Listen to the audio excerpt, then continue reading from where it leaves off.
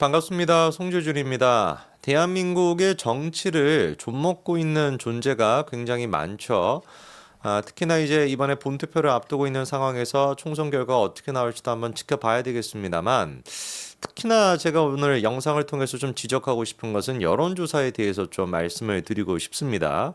대한민국 사람들 같은 경우는 다른 나라에 비해 가지고 이거는 대한민국을 비하하거나 이런 게 전혀 아니라 그냥 제가 느끼는 감정이고 아마 여러분들도 많이 느낄 것 같은데, 집단주의적, 전체주의적인 성향이 굉장히 좀 크게 나타나지 않습니까? 무리와 벗어난다라는 게 뭔가 좀 위험하고, 옷을 입는 방식, 뭐를 먹어야 되는 것인지, 무엇을 사야 되는 것인지, 이거에 대해서 끊임없이 남을 의식하는 거. 그게 제가 보기에는 다른 나라에 비해서 대한민국이 유독 심하다라고 보거든요. 근데 이런 것들이 어디에도 당연히 연결이 될 수밖에 없습니까? 정치에도 연결이 될 수밖에 없어요. 대한민국에서 지금 이제 정치에 관심을 끊었다라고 응답하는 사람들, 무당층이라고 하는 사람들이 꽤 양이 많습니다. 숫자가 많아요. 2030으로 한정지어서 보더라도 그게 한 1,300만 명 가까이 될 정도로 어마어마하게 무당층이 많습니다. 근데 무당층이라고 하는 사람들이 여러 가지 분류가 있겠습니다만, 여기도 싫고 저기도 싫다, 물론 그런 게 있겠죠. 그런데 그 싫다라고 하는 것이 굉장히 높은 어떤 이해를 바탕으로 해가지고, 국민의힘은 요러요러요러한 것에 맞지 않기 때문에 싫어, 그리고 민주당은 요러요러한 게 맞지 않기 때문에 싫어 라기보다도 그냥 나 그냥 정치에 관심 없어, 나는 정치에 그냥 신경을 안 쓸래, 그러니까 양쪽이 다 싫어 라고 하는 사람들이 훨씬 많다라는 거거든요. 그러니까 무당층을 지배하고 있는 대부분의 사람들은 어떻다라는 겁니까? 정치적인 어떤 의식 수준이 높은 무당층이 아니라 정치적 의식 수준이 낮아가지고 무당층이 될 수밖에 없는 사람들이 압도적으로 많다는 것이죠. 그럼 문제가 뭐냐? 이런 사람들은 어디에 특히 많이 쏠리게 되는 거예요? 여론조사 결과에 많이 쏠리게 됩니다. 기세에, 흐름에 많이 쏠리게 되는 것이죠. 주변 사람들이 그냥 다 국민의힘을 욕한다, 국민의힘 문제가 있나 보다라고 생각하는 것이고, 주변 사람들이 다 그냥 민주당 문제가 있다라고 한다면 민주당에 문제가 있나 보다, 그거는 맞는 얘기인데 민주당에 문제가 있나 보다라고 생각하고 만다라는 것이죠. 그리고 그 주변 사람들의 여론을 파악하는데 가장 중요한 역할을 하는 게 뭐예요? 여론조사 결과입니다. 그러다 보니까 여론조사 결과, 이재명이가 몇 프로가 나왔어, 원유력이 뒤처지고 있어, 이런 결과가 나오게 된다면 사람 심리가 어떻게 되는 거예요? 무당층 같은 경우는 그러면 이재명이 잘하고 있나 보네, 이재명 찍지, 이렇게 된다니까요. 저는 그래서 총선에 지금 김어준이 같은 경우도 여론조사 꽃 같은 거 만들어서 하고 있는데, 이번 총선을 기점으로 해가지고 여론조사 업체들을 좀 정리할 필요가 있다라고 봅니다. 너무 여론조사 결과가 자주 나옵니다. 그렇지 않습니까? 하루 걸러 계속 해가지고 여론조사 결과가 나오다 보니까 이것만 그렇게 제가 보기 긍정적이지가 않아요. 자, 그런데 여심이라고 있습니다. 여심이가 뭐냐? 중앙선거 여론조사 심의위원회. 그러니까 이제 선거를 앞두고서 여론조사 결과에 대해서 뭔가 기준이 좀 잘못됐다, 그럼 이거 공표하지 마, 그리고 이거는 좀 잘못된 조사에 공표하지 마, 이런 것들을 관리하는 게 이제 여심인데, 여심위에서 이번에 한국경제신문이 의뢰했던 여론조사 결과에 대해서 중단을 시켰다라고 하는 보도가 나왔습니다. 이 부분에 대해서 제가 이미 소개를 시켜드렸었죠, 그렇죠? 자, 그러면은 여심위가 어떤 이유 때문에 한국경제신문의 여론조사를 중단시켰을까, 그리고 그 여론조사가 어떤 내용이었을까라고 하는 질문이 들지 않습니까? 그런데 이거 놀라운 얘기가 나와요. 세 가지 지역을 조금 봤었을 때, 서울 용산, 서울 중성동갑, 경기 하남, 요 세 개 지역을 봤었을 때 일반적으로 그냥 여론조사를 하면은 민주당의 강태용이 같은 경우는 25.3%가 나왔고, 권영세 후보 같은 경우는 죄송합니다. 일반적인 여론조사를 봤었을 때 민주당의 강태용이가 42%가 나왔고, 권영세 후보가 41%가 나와가지고 일반 여론조사에서는 강태용이가 앞서는 결과가 나왔습니다. 그런데 한국경제신문이 이번에 했던 여론조사는 권영세 후보가 37.4%, 강태용이가 25.3%로 권영세 후보가 10% 이상 앞서는 결과가 나왔거든요. 여기뿐만이 아닙니다. 또 서울 중성동 갑 같은 경우는 전현희가 있죠, 그렇죠? 전현희 같은 경우는 일반 여론조사에서는 37%, 윤희숙 후보가 30%로 전현희가 7% 앞섰었는데, 한국경제신문의 이 여론조사에 따르면은 오히려 윤희숙 후보가 39.8%, 전현희가 34%로 윤희숙 후보가 앞서 나가는 결과가 나옵니다.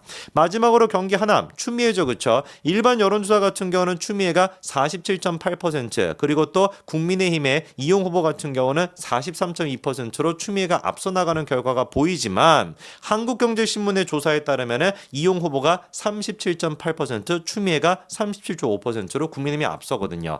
세 가지 지역을 놓고 봤을 때 셋 다 어떻습니까? 한국경제신문의 여론조사에 따르면 국민의힘이 앞서는 결과가 나왔다라는 거예요. 그런데 이 여론조사를 갖다가 여심위에서 중단시켰다라는 겁니다. 이거는 제가 지금 중단시켰다라고 하는 말을 제가 쓰는 것이 아니라 한국경제신문이 쓰고 있는 거예요. 그럼 질문이 드는 겁니다. 왜 도대체 한국경제신문은 여심위에서 자기들의 어떤 여론조사 결과를 발표를 못하게 한 것을 부당하다라고 느끼는 것일까? 이유는 간단합니다. 세 가지 지금 뭐 이 지역에 나왔던 여론조사가 일부러 국민의힘한테 유리하게끔 그런 식으로 조정이 되어 있는 것이 아니라 딱 한 가지만을 바꿨다라는 거예요. 뭘 바꿨다? 참여율을 높였다.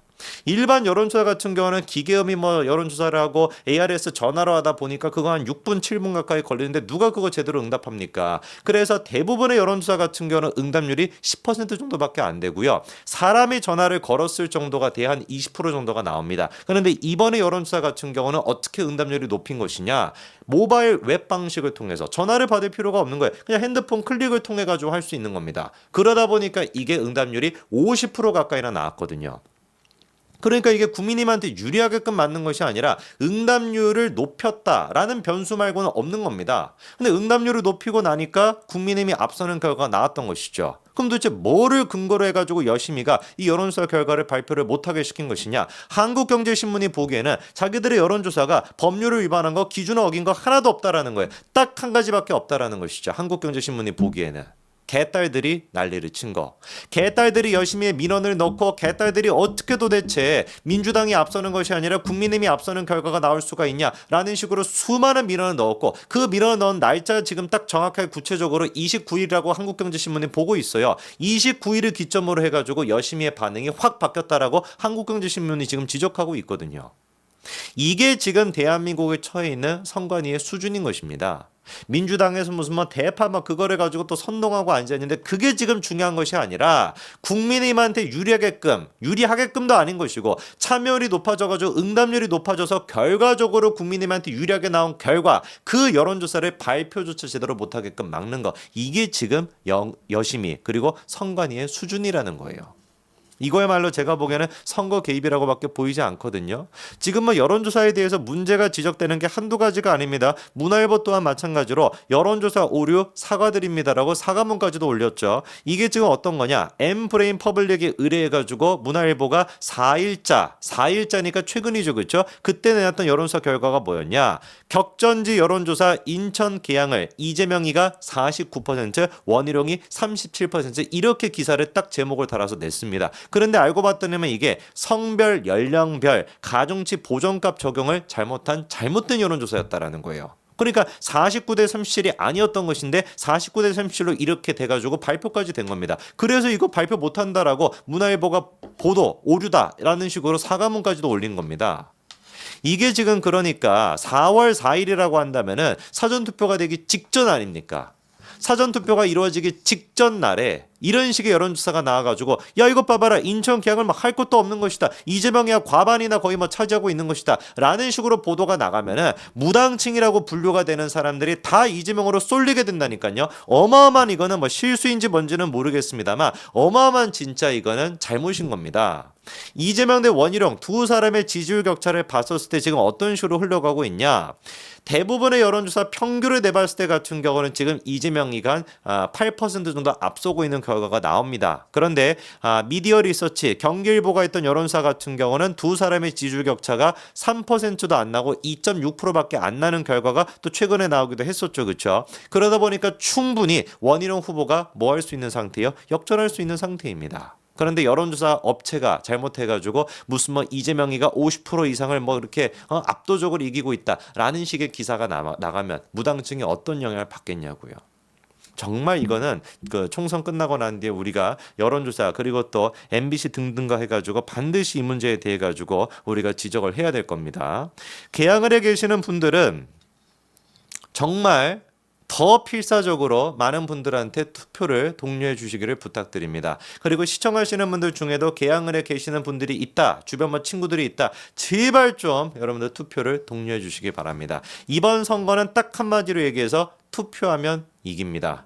여론조사 결과 어떤 거를 보든지 간에 민주당이 압도적이다라기보다도 다 지금 팽팽한 접전이 이루어지고 있는 상태이기 때문에 충분히 우리 이길 수 있습니다. 특히 개항을도 이길 수 있습니다. 투표하면 이깁니다. 열심히 여러분들 투표 독려해 주십시오. 여기까지 말씀드리겠습니다. 감사합니다.